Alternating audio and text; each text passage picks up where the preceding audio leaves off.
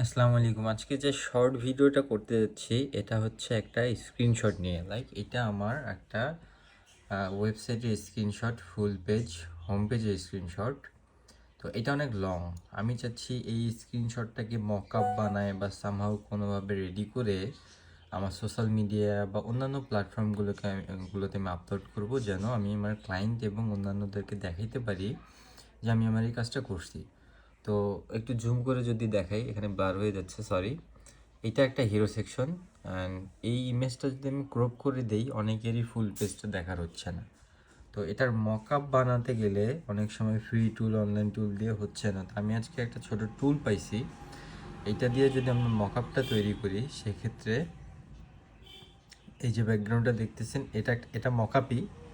তো সেক্ষেত্রে এই ধরনের ইমেজ আসবে একটা স্কোয়ার শেপে, যেটা আমরা মাল্টিপল একটা সোশ্যাল মিডিয়া প্ল্যাটফর্মগুলোতে আমরা আপলোড করতে পারবো।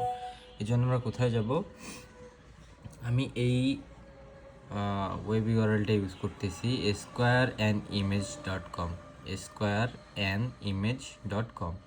এই সাইটটাতে যাওয়ার পর আমি ক্লিক করলাম এখানে আবার দেখানোর জন্য, এই চুজ ইমেজে ক্লিক করব। অ্যান্ড যে ইমেজ বা যেই স্ক্রিনশটটা আমি ক্যাপচার করছি এটাকে আমি এখানে নিয়ে নিব। দেন এটার ব্যাকগ্রাউন্ড আসবে, মানে এই জিনিসটাই ব্যাকগ্রাউন্ডেও আসবে, এখানেও আসবে।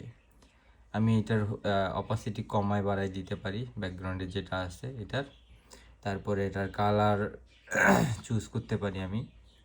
এভাবে ক্রপ করে ইউজ করা যাবে, এখান থেকে রিসাইজ করা যাবে, এখান থেকে কালারটা চেঞ্জ করে নিতে পারবো ব্যাকগ্রাউন্ডের, যে এটা স্কোয়ার ইমেজ থাকবে প্লাস ব্যাকগ্রাউন্ডে একটা সলিড কালার আসবে।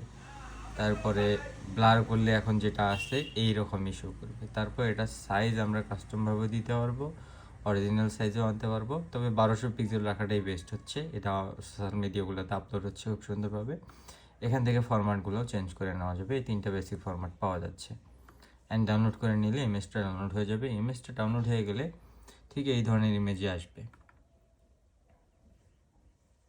আমি একটু বড় করে নিচ্ছি, এই ধরনের ইমেজ আসবে। অ্যান্ড এই ইমেজটাকে আমি আমার সোশ্যাল মিডিয়া প্ল্যাটফর্মগুলোতে আপলোড করতে পারবো। Thank you.